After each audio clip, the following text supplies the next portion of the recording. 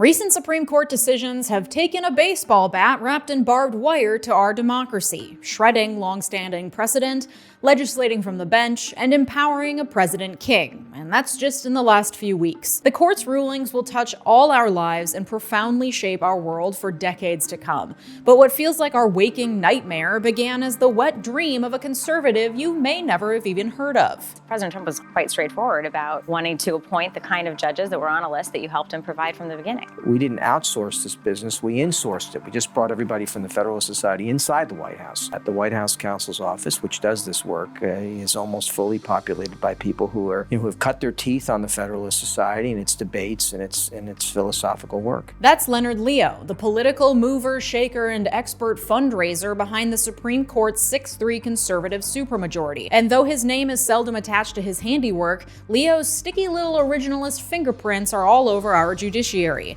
at both the federal and state levels. How did this yawn of a man come to be at the center of the vast power network using the legal system to undermine the will of the people?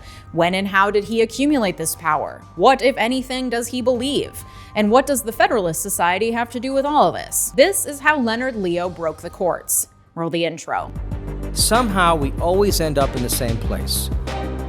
An overreaching court, a court where any majority of 5, exercising will instead of judgment, can decide essentially whatever they please. Bias in the Supreme Court is shaping our laws for the next generation. Latest headlines and rulings have led Biden to announce plans to push for Supreme Court reform in the form of term limits and an enforceable ethics code. But the news you read can have a significant effect on your own personal biases and can shape the way you see this news. Coverage of Biden's Supreme Court reform plans is a great example of this. My partner today, Ground News, compiled 164 articles covering this story. You can follow along at ground.news/Leeja. Right-wing publication Breitbart reports that Biden caves to left will back changes to Supreme Court, whereas the left-leaning Alternet says Biden confirms he's coming out with major initiative to rein in Supreme Court. Each headline shows the political bias of the publications. These tools on Ground News can help you determine the bias you're seeing in the news and give you a more rounded understanding of an issue. So when your conservative Uncle Carl starts ranting about packing the courts, you'll have already read the same news he's read along with other sources, so you can hit him with the facts. But also you can understand where he's coming from. But Ground News does more than let you seamlessly compare coverage. You can see the bias distribution, which tells me that most of the coverage comes from the center. Looking more closely at these sources, I can see that most are considered highly factual or credible, ratings backed by independent news monitoring organizations. And considering half the world is voting this year, my favorite Ground News feature at the moment is their election-focused blind spot feed. With a bird's eye view of issues that tend to get more attention from the left or right than others, I can easily step out of my echo chamber and understand how partisan narratives shape reality and votes. I'm always really impressed with Ground News and genuinely think they're a great resource for identifying biases in the media. So scan my QR code, click the link in the description, or go to ground.news/Leeja to get 40% off the same Vantage plan I use to stay informed. Get unlimited access to all Ground News has to offer while helping an independent team keep the media transparent. Thanks, Ground News. �𝗠𝗠𝗠𝗠𝗠 doesn't seem like he'd be the life of the party, but by all accounts, he knows how to show important people a good time. He's the kind of guy who has a favorite table at the best restaurant in every city, who understands fine wine pairings, and who can confidently converse on any subject under the sun. A conservative in every sense of the word, he values the old-school ritual of meeting face-to-face. Since at least 2007, Leo has been finding ways to pamper his favorite Supreme Court justices, leveraging his network of wealthy donors to give them the royal treatment. He once got Scalia, who Leo has said was like an uncle to him, and Clarence Thomas, his longtime BFF, access to an exclusive donor retreat hosted by the Koch brothers. Another time, he organized a salmon fishing trip in Alaska for himself, Justice Alito, and others. They traveled on one major donor's private plane and stayed in the lodge of another. Early on, Leo understood the power of having access to Supreme Court justices. He saw how donors looked at him when he mentioned he'd just had dinner with Clarence Thomas, and he saw how much Clarence liked being introduced to fawning high rollers. Leo made it his personal mission to keep the conservative justices happy on the bench and away from private sector jobs that might tempt them to leave, by giving them access to the lifestyle of the 1% while earning a measly government salary of $298,500 a year. As you'll see throughout this video, 𝗪𝗠𝗠𝗠𝗠𝗠 is obscenely good at moving money around. In 2022, he gained control of the single largest political donation on record when electronics magnate 𝗫𝗫𝗫𝗫, I don't know how to say that name, gave $1.5 $1.6 million to a nonprofit called the Marble Freedom Trust, controlled by Leo. For comparison, 15 of the most politically active nonprofit organizations that generally align with Democrats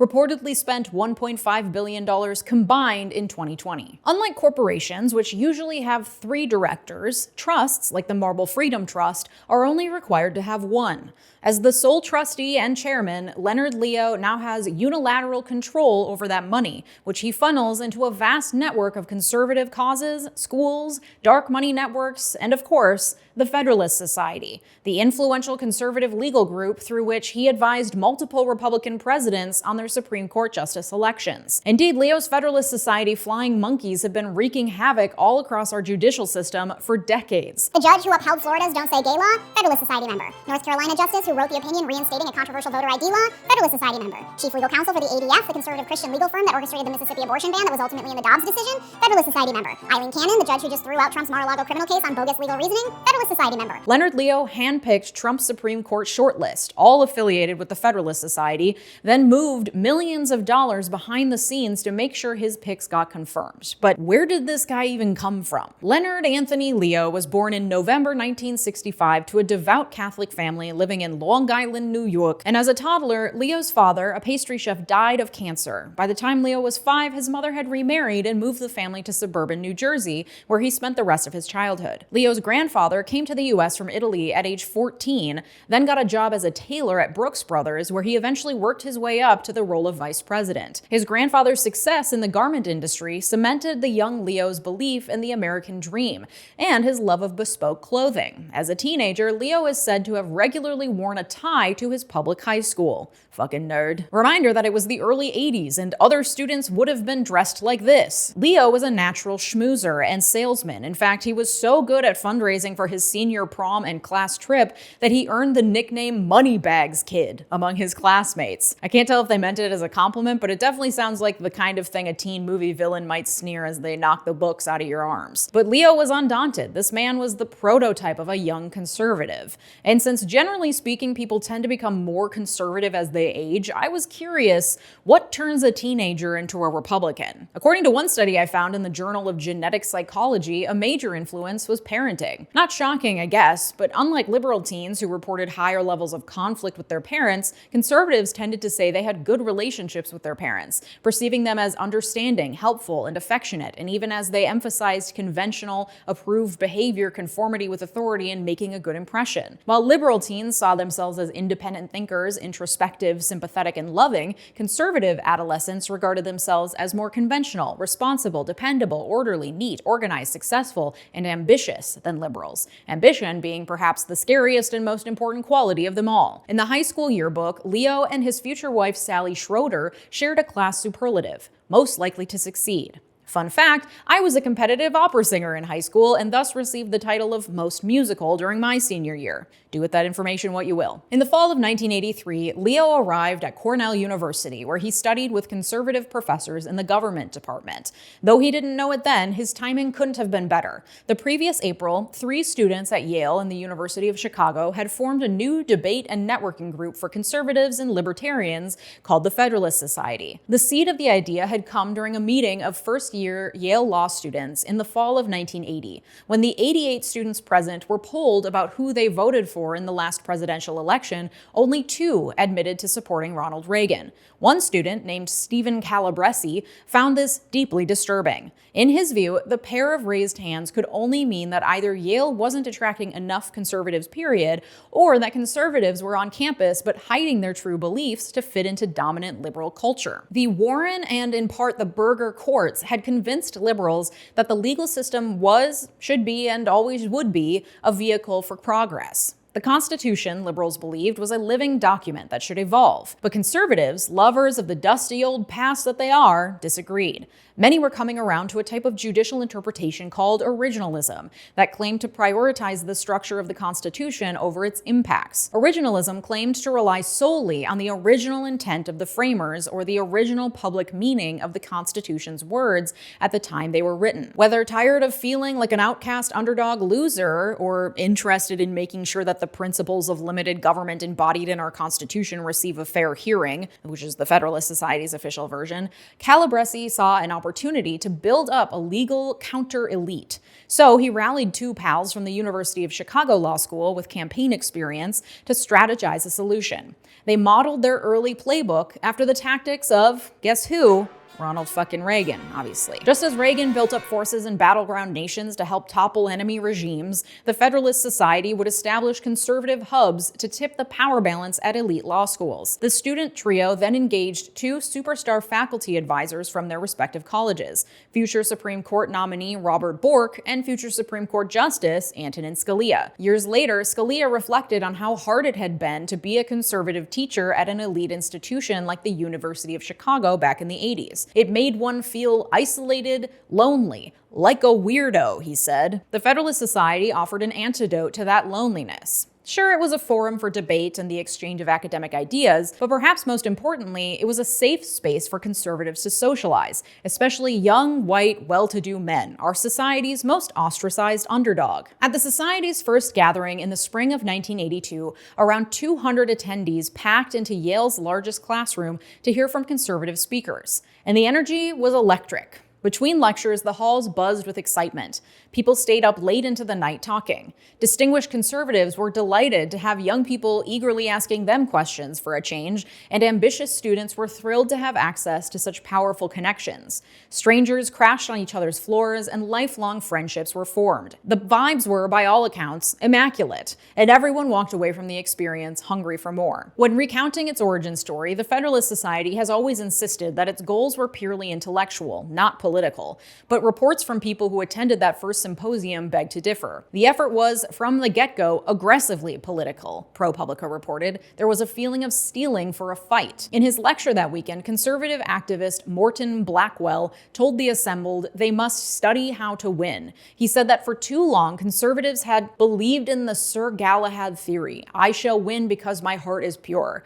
But that, he lamented, is not the way the real world works. He then recited a robust to-do list outlining what would become the Federalist Society's priorities for decades to come. How to get the right people into the study of law, how to get into the right law school, how to succeed as a conservative in law school participation in politics and government, how to get better people on law faculties, how to get a good clerking job, how to become a judge, how to make sure the right people get to be judges. 5 months after that first symposium, the Federalist Society for Law and Public Policy Studies had become an official national nonprofit corporation. Its logo depicted the silhouette of founding Federalist father James Madison, as drawn by Robert Bork's son, Charles. Hilariously, Madison's real profile was allegedly deemed to be too ugly to be on any brochure, so baby Bork gave him a touch of rhinoplasty, a pretty hypocritical start for an organization whose whole thing is preserving original content. Bolstered by enthusiastic right-wing donors who'd been awaiting the emergence of just such a group to throw their weight behind, the Federalist Society grew quickly.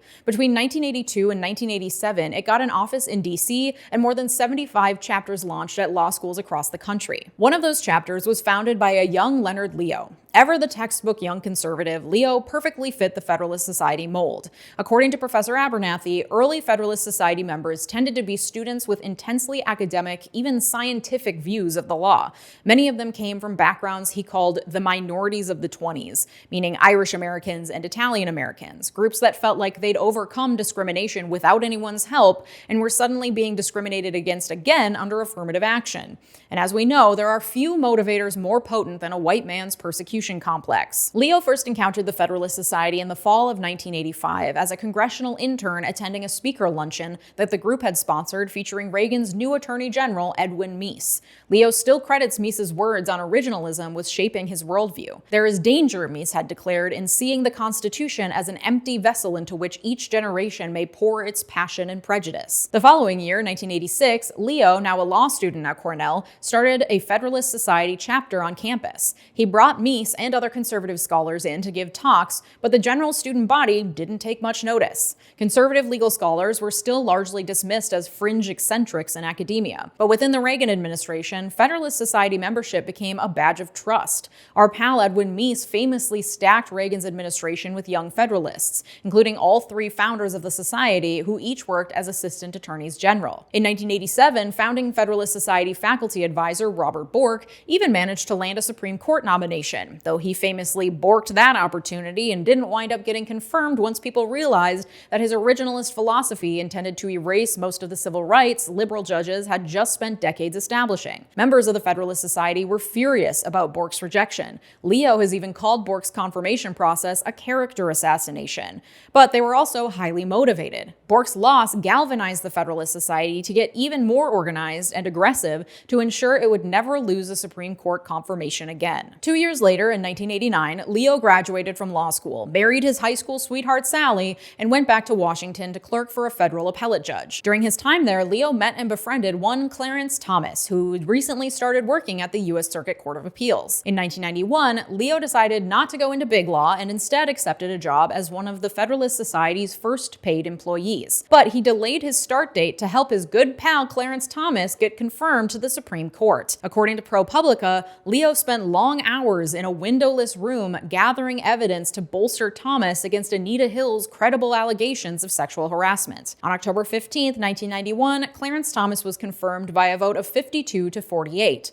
the narrowest margin in a century, until Brett Kavanaugh. Thomas got a Supreme Court seat, and Leo got himself his second direct line to power. Uncle Scalia was already on the bench at that point. Then came 1992, a whammy of a year for Leo, both personally and politically. First, in June, the Supreme Court handed down the Planned Parenthood v. Casey decision that would rattle religious conservatives to their core. Despite a bench stacked with 5 Republican justices, 3 of whom had been nominated by Reagan or Bush Sr., who were both heavily supported by the religious right, the court upheld the right to abortion. Though they did add restrictions, anything short of a ban was seen as a slap in the face. In their view, Casey was proof that establishment Republicans couldn't be trusted to overturn Roe. The problem, they believed, was that once elevated to high positions, Republican jurists tended to stay committed to pro-big business agendas, but went soft on social policies. According to The Nation, typical GOP nominees were too much influenced by the ambient liberal culture of law school and the Washington elite. This phenomenon of judicial drift actually used to be called the Greenhouse effect, named for New York Times Supreme Court reporter Linda Greenhouse, who conservatives saw as the blueprint of the sort of Georgetown liberal that conservative justices were desperate to impress. After the Casey ruling, Leo and his Federalist Society cronies realized that if they were going to cultivate truly conservative judges who would follow through on the religious rights goals, they'd need to create their own pipeline, one that would not only capture law students, but continue nurturing them throughout their careers. According to ProPublica, the strategy was finding young, talented minds when they were still in law school, advancing their careers, supporting them after setbacks, and insulating them from ideological drift. Donors loved the new plan, and with Moneybags' kid Leo as its de facto chief fundraiser, the Federalist Society's budget quadrupled during the 90s. But over the same period, Leo's young family faced challenges. In 1992, the same year the Casey decision enraged and emboldened pro-lifers in their crusade against abortion rights, Sally Leo gave birth to her first child, Margaret. Margaret was born with spina bifida, a condition affecting about 1 in every 2,875 U.S. pregnancies each year, in which a fetus's spinal column fails to close completely. Spina bifida typically occurs in the first month of pregnancy, and in most cases can be diagnosed before the baby is born. Effects of the condition can range from mild to severe, though in all cases, lifelong care is necessary. Margaret Leo lived 14 years before dying of complications related to her condition in 2007. And everything I could find about Margaret suggests that she was a lovable, friendly, and joyful person despite the pain caused by her condition. Margaret was paralyzed from the waist down and had no control over her bladder or bowels. A shunt in her brain helped spinal fluid circulate, and titanium rods were inserted to help straighten her spine. But the rods gradually bent, and eventually one of them even poked out of her neck. Yet Margaret supposedly never complained, even to her family. Leonard Leo says his daughter's life and death only strengthened his Catholic faith. He credits her with his return to attending daily Mass Mass. But Margaret's memory has become more than just a pillar for her father's spirituality. At least a handful of people have reported miracles after praying to Margaret Leo.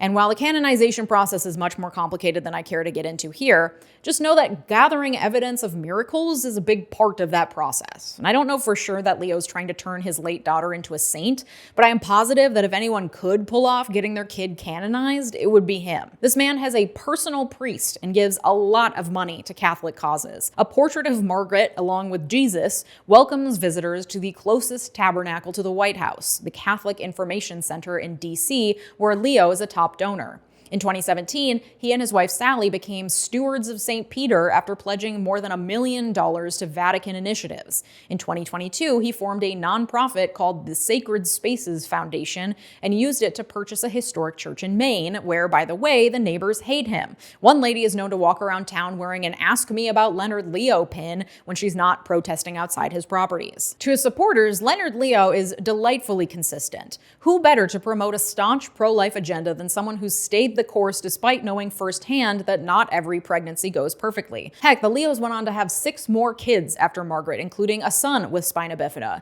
Some people find that inspiring. I find it pretty sinister that one man's survivorship bias, the notion that if I got through it, anyone can, so therefore stop complaining and pull up those bootstraps, has turned into yet another way for him to gaslight everyone into accepting his beliefs. He's basically using his disabled daughter to further his political agenda. At his core, Leonard Leo is a power broker. He doesn't really do anything, by which I mean he's never practiced law, argued a case in court, been elected to public office, or served a day on a judicial bench. This man doesn't seem to give a single flying fuck about his actual job title. Despite being nearly synonymous with the Federalist Society and its influence, he's never sat at the top of its org chart. Before becoming the co-chair in 2020, his title was Executive Vice President, whatever that actually means in practice. Instead, Leo prefers to stay behind the scenes, making introductions, greasing palms, and making it clear that it's in everyone's best interest to stay on his good side. And if you'd like to get on my good side, support my channel by becoming a patron today.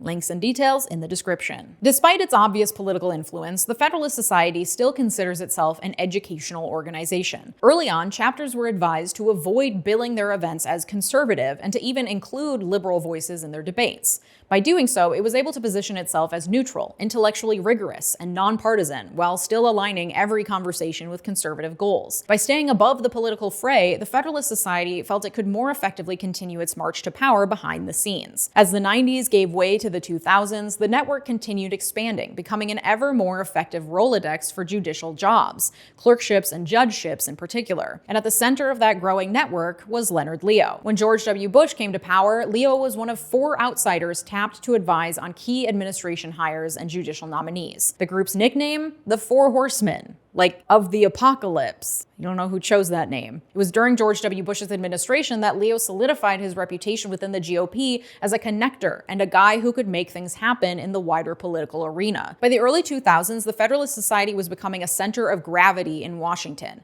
If you were an ambitious conservative who wanted to make it in DC, you had to know the Federalists and they had to know you. In 2005, when Bush found himself with not 1, but 2 Supreme Court vacancies to fill, Leo and his Federalist Society cronies were instrumental in the confirmation process. First up was John Roberts, who the world was shocked to learn was not technically a member of the Federalist Society. In the wake of his nomination, top news outlets, including CNN, the LA Times, Legal Times, and the Washington Post, all reported that the Republican lawyer was a Federalist Society member. That is until a White House spokeswoman reached out to individual reporters to personally correct the mistake. He has no recollection of ever being a member, she insisted. This despite evidence that Roberts served on a steering committee for the DC chapter in the late 90s, and that he admitted to attending and even speaking at various Federalist Society events over the years. So if Roberts acted so much like a Federalist Society member anyway, why bother denying it, and so aggressively for that matter? Well, conservatives were still uneasy after Robert Bork's Supreme Court nomination.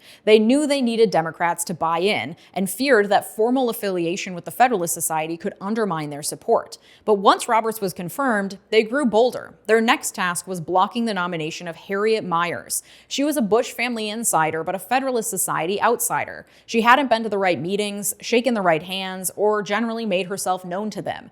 And for a group that's all about indoctrinating judges, that was a big problem. Federalist Society members loudly opposed Myers' nomination with a campaign of vitriolic op-eds, ultimately forcing her withdrawal. In her place, Bush nominated Samuel Alito, a Federalist Society darling who'd worked alongside many of the group's founders in Reagan's DOJ. Alito was exactly the kind of trustworthy conservative asset the Federalist Society wanted on the Supreme Court. At the start of the selection process, 𝗪𝗓𝗠𝗏 was just one of many advisors summoned to assist. Harriet Miers was actually the one leading the committee, but Leo quickly became its de facto chief. That same year, 2005, Leo found yet another way to expand his influence. Over a fancy Italian dinner, he and a few very important pals concocted the bright idea to form a dark money nonprofit to help rally support for Bush's Supreme Court nominees. Originally called the Judicial Confirmation Network, changed during the Obama years to be called the Judicial Crisis Network, and most recently renamed to the Concord Fund, the group, which we're just going to call JCN, is notable for treating confirmation battles like political races. Within a few months of forming in 2005, JCN was already running positive ads for Roberts and Alito while feeding glowing quotes about them to any news outlet that would listen. Technically, on paper, JCN was completely independent from the Federalist Society and the White House. 𝗪𝗓𝗠𝗏 was never on its books at all. But according to interviews with Politico, White House staffers all understood that JCN was a Leo group. And soon, JCN was funneling millions of dollars from undisclosed donors to capture every key court in the country. According to ProPublica, Leo not only drew on his network of contacts to place Federalist Society protégés in clerkships, judgeships, and jobs in the White House and across the federal government, he personally called state attorneys general to recommend hires for positions he presciently understood were key, like solicitors general, the litigators who represent states before the U.S. Supreme Court. In states that elect jurists, groups close to him spent millions of dollars to place his allies on the bench. In states that appoint top judges, he maneuvered to play a role in their selection. In 2008, an incumbent state Supreme Court justice from Wisconsin named Louis Butler got into hot water with the state's largest business group over a controversial ruling. Leo jumped at the opportunity, sending Butler's challenger a list of donors who would each give the maximum amount, as long as they knew that Leonard told you to call. Meanwhile, JCN launched an ad campaign as expensive as it was foul, which included commercials showing a picture of Butler, a black man, next to a picture of a sex offender who was also black. And just like that, Butler lost his seat. 8 years later, Wisconsin Republican Governor Scott Walker appointed Federalist Society chapter head and anti-abortion lawyer Dan Kelly to the state's high court, even though the other two candidates were already appeals judges and Kelly had never sat on a bench. In 2014, JCN gave $250,000 to a newly formed campaign group called the Republican Attorneys General Association, or RAGA, focused on getting the right kind of people into state attorney general positions. ProPublica explained the appeal, pointing out that attorneys general are more likely than private plaintiffs to have the standing to bring the types of high-impact cases prioritized by Leo and his network. JCN remains the RAGA's largest and most reliable funder to this day. These days, JCN's largest and most reliable funder is the Marble Freedom Trust, the $1.6 billion trust that Leo controls all by himself. I feel like Charlie and It's Always Sunny here, but this isn't a grand conspiracy theory. It's a carefully orchestrated and very real web of moving money around in a way that is perfectly legal because our legal and political system was built by the very men benefiting from this shady business. In any other context, it would be money laundering. In politics, well, that's just showbiz, baby. A few years later, when Mississippi's Attorney General Lynn Fitch was looking for a new Solicitor General to lead the state's biggest cases, she found former Trump DOJ lawyer Scott Stewart's name in a pile of resumes that had been given to her by the Republican Attorneys General Association. According to the New York Times, at that point, RAGA, whose executive director used to work for the Federalist Society, had received more than $13 million from Leo's network of organizations. Stewart got the job and went on to argue the Dobbs case before the Supreme Court. Yikes. And speaking of the Supreme Court, JCN has spent an estimated $37 million since 2016 on the Supreme Court alone. $7 million to attack Obama's nominee, Merrick Garland, then $10 million each to boost Gorsuch, Kavanaugh, and Coney Barrett to power. And we all know how that's turned out. While the Supreme Court has made some truly heinous decisions lately, it's important to remember they're not changing the country in a vacuum. The justices are just one piece of a massive network of people who either truly believe the shit they say or who know they're full of shit shit but are power hungry enough not to care. The Federalist Society only has about 90,000 members, around 65,000 in their lawyer division. Compare that to 400,000 members of the American Bar Association. Less than a quarter of all American lawyers even fuck with the Federalist Society. And it's not like lawyers have the reputation for sterling morality to begin with. For all the hand-wringing about how suffocatingly liberal law schools used to be, as someone who went to law school more recently, I can tell you that they're not breeding grounds for bleeding hearts.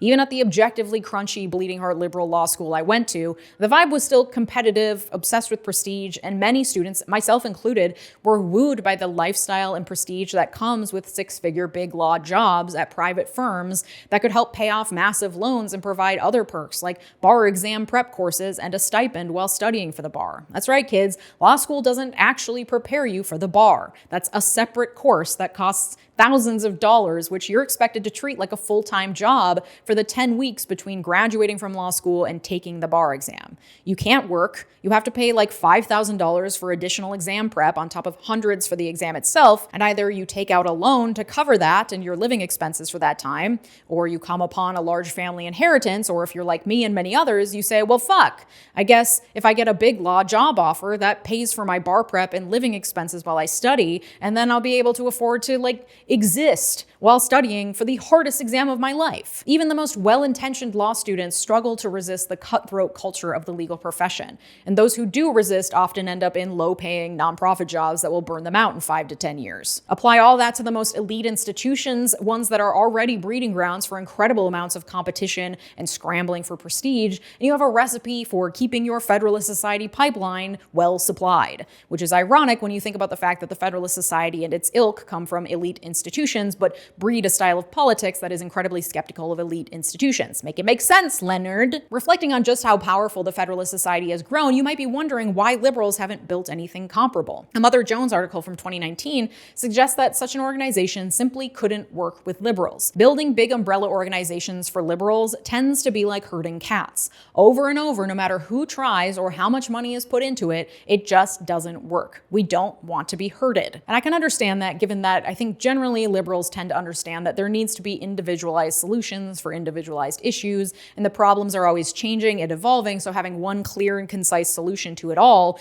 isn't really realistic or best for the people affected. That doesn't lend itself very well to a staunch set of unmoving principles to coalesce around over the course of decades, such that you're either with us or you're against us. But I can't help but wonder whether our hyper-individualism will be our downfall. I've spoken before on this channel about how counterproductive the pressure to perfectly perform your progressivism can be. The fear of being canceled or morally condemned over any perceived misstep can chill discourse. Attempting to treat every issue with equal sensitivity makes it difficult to strategically craft a unified plan of action. Obama himself has warned of what he called the progressive circular firing squad. And one of the things I do worry about sometimes among progressives in the United States is a certain kind of rigidity where we say, I'm sorry, this is how it's going to be, and then we start sometimes creating what's called a circular firing squad.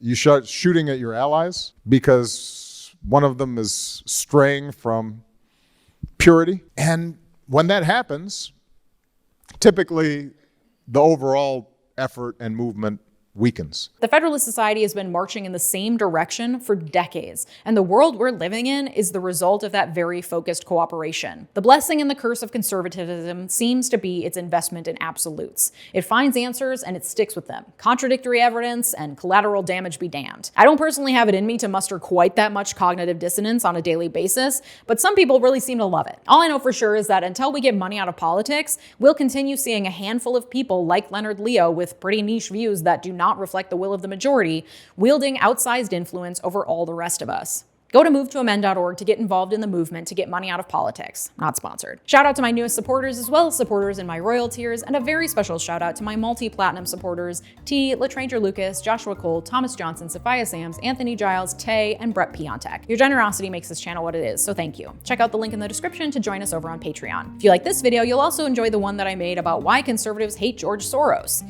Thanks so much for watching. Have a good day. Bye-bye.